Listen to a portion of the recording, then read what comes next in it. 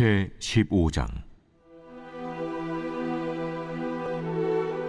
대만 사람 엘리바스가 대답하여 이르되, 지혜로운 자가 어찌 헛된 지식으로 대답하겠느냐?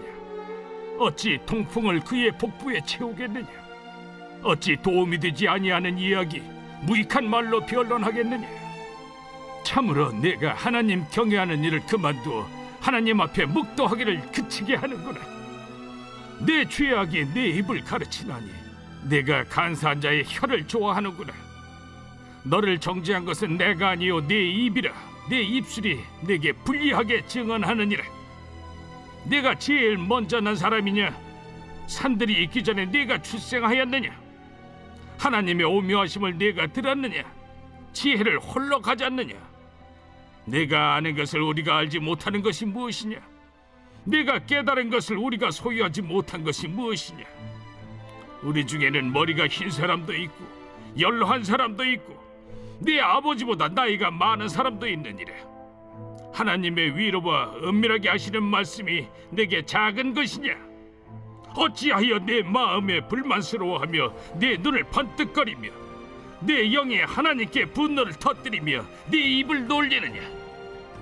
사람이 어찌 깨끗하겠느냐? 여인에게서 난 자가 어찌 의롭겠느냐? 하나님은 거룩한 자들을 믿지 아니하시나니 하늘이라도 그가 보시기에 부정하거든 하물며 악을 저지르기를 물마심같이 하는 가증하고 부패한 사람을 용납하시겠느냐? 네, 안녕하세요. 10월 30일 행복한 아침 묵상으로 인사드립니다. 네, 여러분, 인류 최초의 자기 합리화와 자기 방어 기제를 보여준 사람들은 누구일까요? 바로 아담과 하와입니다.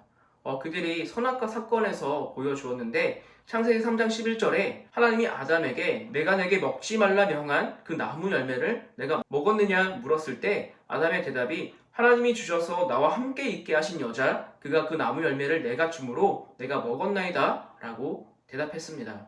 자기 합리화와 자기 방어는 자신을 돌아보지 못하게 하고 잘못을 인정하지 않고 남에게 책임을 전가하게 합니다. 이것이 오늘날 성도들이 성숙되지 못한 신앙생활을 하게 되는 주된 요인이죠. 이러한 모습이 오늘 말씀에도 나옵니다. 바로 욥과 엘리바스의 2차 변론에서 말이죠. 12장부터 14장까지는 욥과 세 친구의 1차 변론이 끝이 났는데 친구들은 욥을 위로하러 왔지만 결국 그 대화는 위로가 아닌 다툼이 되었고 변론이 되었습니다. 그리고 오늘 2차 변론이 시작되는데 그 시작이 자기 합리화와 자기 방어를 하는 모습을 보여주고 있는 것이죠. 이 상처뿐인 대화가 이어지는 오늘 말씀을 한번 보도록 하겠습니다. 2절 말씀입니다. 지혜로운 자가 어찌 헛된 지식으로 대답하겠느냐? 어찌 동풍을 그의 복부에 채우겠느냐? 지금 엘리바스는 지혜로운 자가 어찌 동풍으로 그 품에 채우겠느냐라고 말했는데 여기서 동풍이란 시리아나 북아라비아 지방에서 팔레스틴 지역으로 불어오는 뜨거운 바람을 말합니다. 가뜩이나 더운데 더 덥게 만드는 바람이죠. 특히 봄철에 많이 불면서 기껏 열매를 맺던 식물들이 이 열풍으로 인해서 말라 죽는다고 합니다. 이 엘리바스의 말은 욥이 자신의 고집을 꺾지 않고 자신의 잘못된 생각을 계속적으로 고집하는 것은 결국 그의 심령과 삶을 황폐케 하고 종국에는 멸망하게 할 것이라는 경고가 된다고 말하고 있는 것입니다. 엘리바스의 이 말은 욥이 고난을 당하는 것이 그의 죄 때문에 발생한 것인데 이렇게 주장하는 욥을 굴복시키기 위한 것으로서 하나님을 진심으로 경외한 욥에게 그대로 적용한다는 것이 꽤나 무리가 있습니다. 그러나 욥도 똑같이 반응한다는 것이 문제가 되겠죠. 욥이 비록 하나님께서도 인정하신 의로움을 가진 존재였지만 그럼에도 불구하고 인간은 누구나 허물이 있을 수밖에 없는 존재라는 점에서 볼 때 욥이 자신의 의로움에 대해서 지나치게 신뢰하고 주장한 것도 분명 문제가 있습니다. 또 그것이 친구들에게 비난의 빌미를 제공한 것이 되기 때문이죠. 그러나 더 큰 문제는 바로 욥이 아니라 엘리바스를 비롯한 친구들이었습니다. 그들은 전통과 경험 등에 의해서 축적된 자신들의 지식과 지혜를 맹신한 나머지 욥과의 논쟁 과정에서 자신의 지식과 논리에 한계가 있음이 드러났음에도 불구하고 자신들의 주장을 꺾지 않을 뿐만 아니라 마치 하나님과 그분의 섭리에 대하여 다 아는 것처럼 말하면서 끝까지 욥의 고난이 그의 죄에서 비롯되었다는 주장을 굽히지 않았습니다. 여러분, 이처럼 욥과 그의 친구들이 자신들의 잘못을 인정하지 않고 끝까지 고집을 부린 결과가 무엇일까요? 그것은 마치 동풍과 같아 그들의 관계를 파국 직전으로 몰아가고 만 것입니다. 그들은 서로를 가장 잔인한 말들로 비난했고 때로는 거짓된 망발과 저주와 인신공격까지도 서슴지 않았습니다. 그리하여 욥은 자신을 위로하기 위해 온 친구들을 통해서 육체적 고통과는 비교도 할 수 없는 엄청난 영적, 정신적 고통을 당해야 했고 친구들도 하나님 앞에서 큰 책망을 들어야 했던 것입니다. 물론 욥도 자기의 의를 강변하는 과정에서 하나님의 의로우심을 부정하는 듯한 말을 함으로써 하나님으로부터 책망을 피하지 못했습니다. 이러한 사실이 보여주듯이 자신의 잘못을 인정하지 않는 헛된 아집은 자기의 신념과 삶을 황폐하게 하는 것입니다. 우리는 이에 대해서 아주 좋은 신뢰를 바벨론에 의한 유다 왕국의 파멸에서 찾을 수 있는데요. 예레미야서를 보면은 예레미야는 바벨론을 통한 부패한 유다 왕국에 대한 하나님의 징계를 예언하면서 유다 사람들에게 하나님의 징계를 순복할 것을 거듭하여 촉구한 것입니다.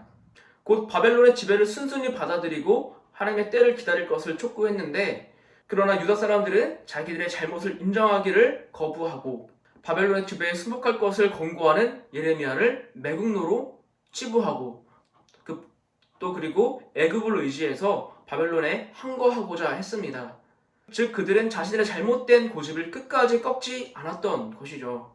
결국 그로 인해서 어떻게 되었습니까? 그들 중 수많은 사람들이 살육을 당하고 예루살렘 성전은 완전히 파괴되었고 살아남은 자들은 먼 이국 땅에 포로로 끌려가게 되었습니다.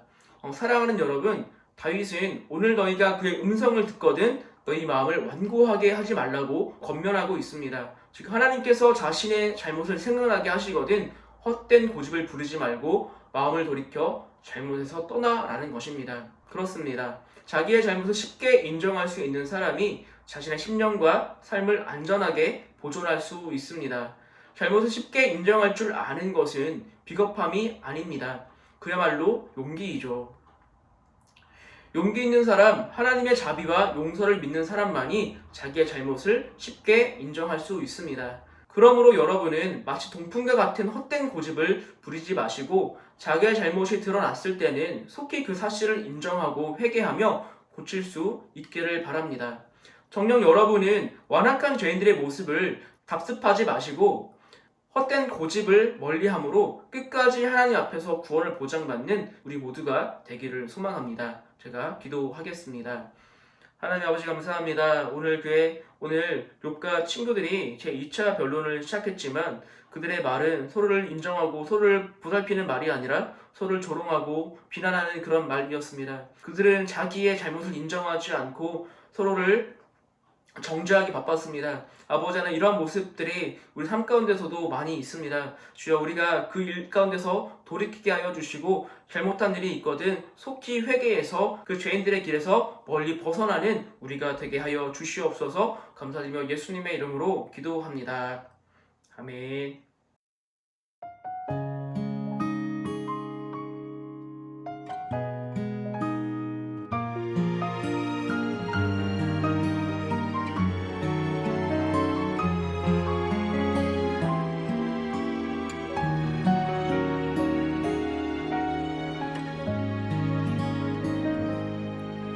내가 사람의 방언과 천사의 말해도 사랑 없으면 소용없고